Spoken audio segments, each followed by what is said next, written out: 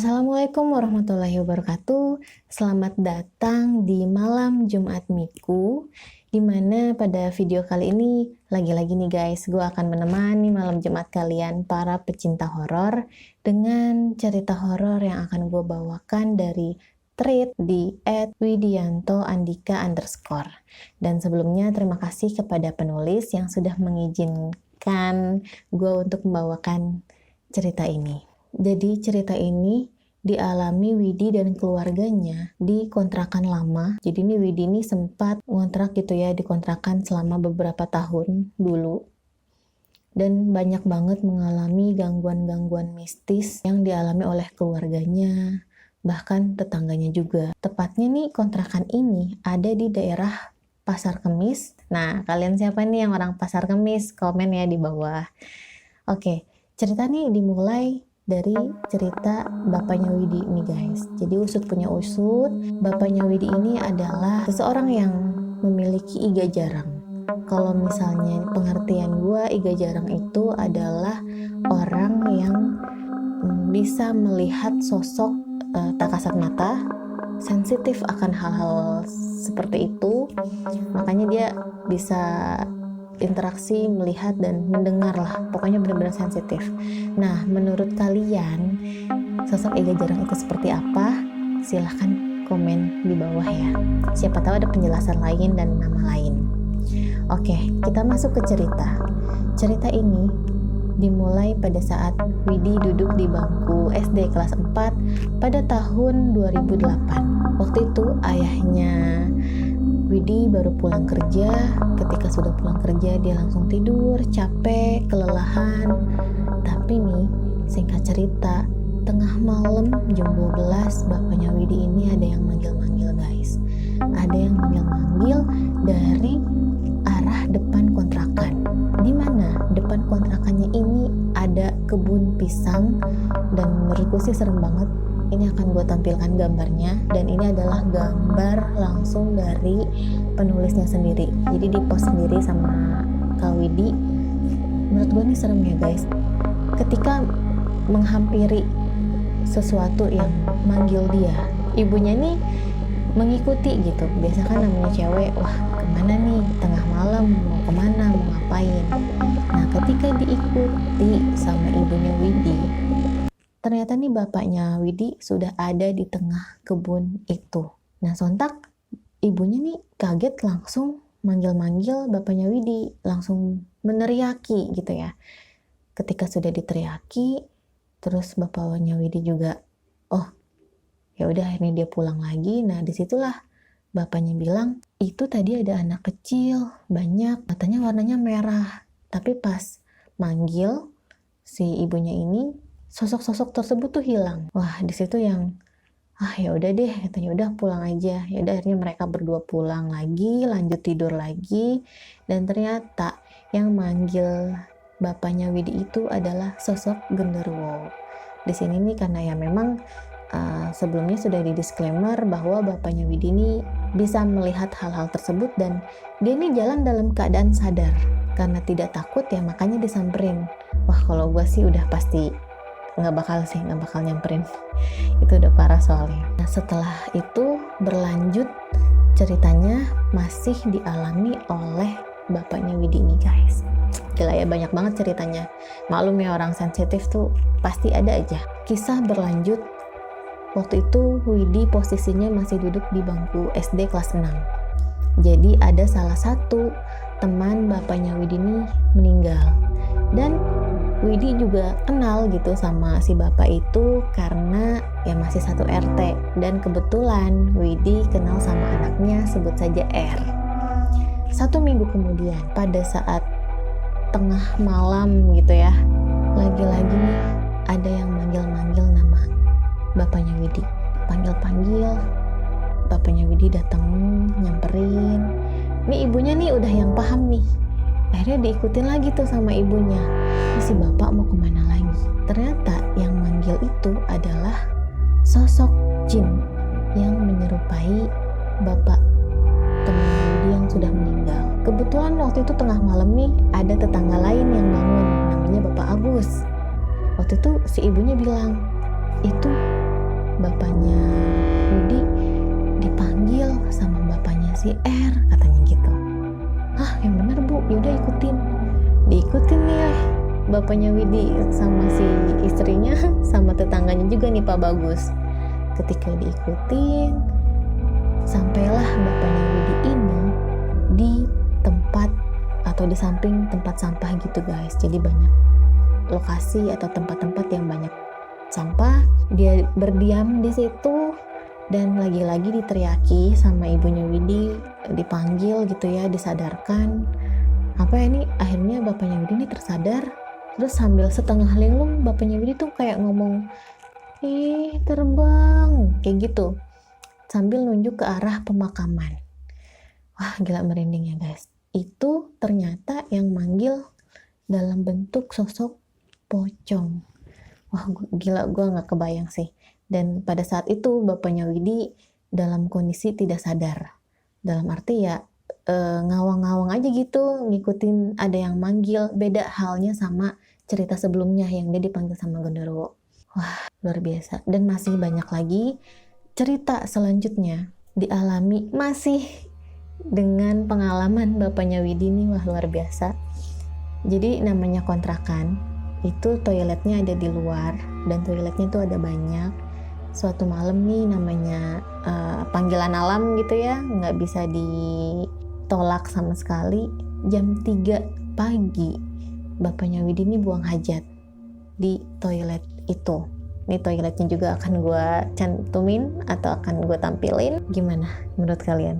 Kalau serem atau ini silahkan komen di bawah. Lanjut ke cerita. Jam 3 pagi buang hajat, tiba-tiba nih ada yang ketok pintu toiletnya. Dibuka, nggak ada siapa-siapa. Kali kedua diketok lagi, dibuka lagi sama bapaknya Widi, nggak ada siapa-siapa. Sampai akhirnya setelah bapaknya Widi nih untung udah selesai gitu buang hajatnya, ketukan ketiga ada lagi. Tapi saat itu langsung didobrak pintu kamar mandi sama bapaknya Widi.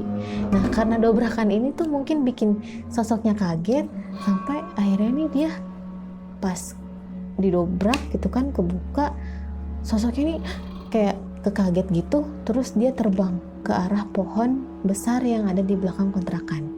Bunyi terbangnya tuh kayak burung ngepakin sayap katanya. Dan sosok itu diyakini adalah sosok kuntilanak yang menunggu pohon besar di belakang kontrakan. Cerita mistis selanjutnya dialami oleh ibunya Widi tahun 2016, tepat waktu malam tahun baru 2016 saat itu. Nah, karena Widi sudah dewasa, sudah besar, malam tahun baru 2016 itu Widi ini lagi main PS ceritanya di rumah temennya di beda RT, dan baru selesai jam 2:30 pagi. Nah jam 2:30 pagi itu tuh dia udah ngantuk, mau pulang tapi takut, karena dia tuh takut di jalan pulang ada yang ngomong, baru pulang mas. Taunya itu adalah sosok hantu. Dia tuh takut hal-hal kayak gitu, apalagi dia harus melewati kebun pisang yang ada di depan kontrakan itu. Karena kan sebelumnya tuh udah diceritain serem banget gitu ya, banyak gangguan-gangguan di kebun itu. Sampai akhirnya nih Widi mengurungkan niat dan dia pulang kebesokan paginya ketika matahari sudah terbit. Tapi ternyata jam 2:30 pagi itu ada kejadian mistis yang dialami oleh ibunya Widi. Dimana nih jam 2:30 pagi itu ada suara kayak gedor-gedor pintu dikunci tuh sambil bilang, mak. Nah itu tuh suara khasnya Widi kalau misalnya dia minta dibukain pintu. Terus ibunya jawab, iya tunggu sebentar. Ternyata pas dibuka nggak ada siapa-siapa. Di situ ibunya Widi merinding sampai akhirnya dia nih inisiatif untuk ngambil air wudhu dan sholat tahajud untuk menenangkan dirinya yang sedang ketakutan. Nah, ketika Widi pulang nih paginya, barulah ibunya cerita, semalam jam 2:30 ibu ngalamin bla bla bla bla. Sampai akhirnya Widi sendiri menyimpulkan, wah ada yang ngambil ide gua nih. Akhirnya direalisasikan ke ibu gua, ada yang pulang tapi bukan gua. Widi sampai beranggapan seperti itu. Nah, untuk kalian, sedikit pesan, jangan bersugesti buruk, dikhawatirkan takutnya tuh hal itu malah terjadi dan direalisasikan oleh sosok-sosok di sekitar kita. Makanya kalau misalnya kalian tidak mau ada gangguan seperti itu, jangan bersugesti-sugesti yang horor atau yang buruk gitu ya. Cerita berlanjut ke pengalaman Widi sendiri nih guys. Jadi waktu itu Widi sudah bekerja di salah satu perusahaan minuman. Dia bangun jam 5 subuh, mau ambil air wudhu. Ketika lagi ambil wudhu nih guys, sorot mata kanan, Widi menangkap ada sosok kuntilanak. Jadi dia muncul, itu Widi masih ingat banget. Dan dia melayang sejengkal dari tanah dengan dasternya yang putih, rambutnya yang panjang. Sosok itu muncul dari arah kanan dan lewat ke belakang punggungnya Widi. Di situ tuh entah kenapa ketika Widi melihat begini, dia pandangannya nggak bisa lepas. Jadi benar-benar terkesima sampai akhirnya dia benar-benar ngelihat sosok itu secara keseluruhan. Nah, ketika sudah lewat belakang, itu merindingnya luar biasa yang dialami oleh Widi dari ujung kaki sampai ujung rambut, benar-benar merinding luar biasa. Dari situ Widi mulai baca-baca doa sampai yang dia tuh nggak mau nengok kemana-mana, takutnya nih nanti kayak film-film horor gitu, ketika nengok ke kanan atau ke kiri tiba-tiba jeng langsung ada. Dan itu adalah kali pertama dia melihat sosok kuntilanak. Nah, dari ceritanya Widi ini nih gue simpulin lebih dominan tuh yang sosok kuntilanak ya. Tapi ini ternyata guys, bukan hanya Widi dan keluarganya saja yang mengalami gangguan mistis. Hal ini juga ternyata dialami oleh tetangga-tetangganya Widi. Cerita dari salah satu tetangganya Widi yang bernama Om Bejan, dimana nih ketika dia lagi mau bangun subuh gitu ya, mau bangun untuk sholat subuh, dia melihat di sampingnya itu sedang ada kuntilanak yang lagi ngelonin dia. Itu luar biasa sih. Sampai akhirnya dia bentak, dia baca doa, dan dia teriak jangan ganggu, dan sosok itu hilang. Kemudian ada cerita lagi dari tetangga yang lain bernama Om Mamat. Ketika sama nih posisinya mau bangun subuh juga, itu dia melihat kakinya tuh lagi dielus-elus sama kuntilanak. Wah, gila sih. Gue nggak tahu deh itu kuntilanak yang sama atau enggak. Dari situ si Om Mamat ini kaget, dia langsung bilang Allahu Akbar dan nendang itu sosok sampai sosok itu hilang. Ada lagi kejadian yang dialami oleh tukang bakso. Jadi itu guys, ada tukang bakso, dia jualan di area sekitar kontrakannya Widi saat itu. Dan kisah tukang bakso ini menjadi topik yang hangat di warga daerah sana. Ketika dia jualan di daerah kontrakannya Widi, lagi jualan, tiba-tiba nih ada yang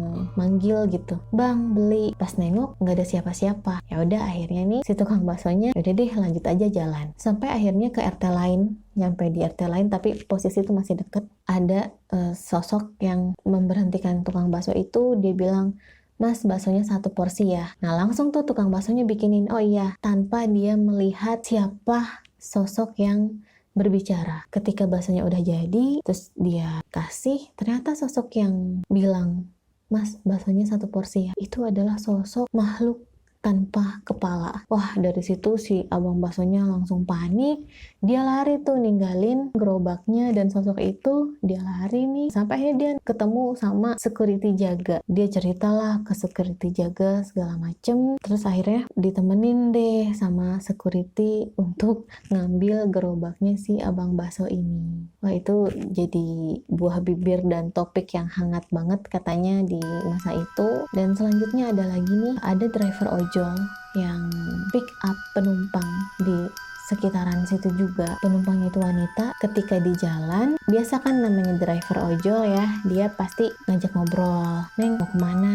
Terus ya pokoknya ada topik obrolan deh. Tapi si cewek ini tuh cuma jawab ya, ya, cuma kayak gitu. Sampai akhirnya nih tepat berhenti di pohon besar. Pohon besar nih mungkin ya pohon besar yang ada di belakang kontrakan itu sosoknya berubah jadi kuntilanak dan dia langsung terbang ke pohon. Otomatis driver ojolnya ini kaget, dia pingsan dan sampai ditemuin warga tuh pagi-pagi. Dia tiduran kayak di samping jalan gitu di dekat pohon besar. Terus dia cerita kalau semalam dia mengalami kejadian ini bla bla bla bla. Tapi ketika dia melihat riwayat aplikasinya, itu tidak ada sama sekali orderan dari wanita tersebut. Jadi ya udah gone gitu aja. Sebenarnya kalau untuk cerita driver ojol ini lumayan banyak ya yang mengalami kisah seperti itu. Oke guys, gue rasa sampai sini aja cerita yang gue bawain karena memang nuansanya nih benar-benar horor malam ini, khususnya di tempat gua. Jadi ya untuk kalian yang punya cerita-cerita mistis dan mau dibawakan oleh gua, silahkan DM aja atau email ke mildakurnia@gmail.com,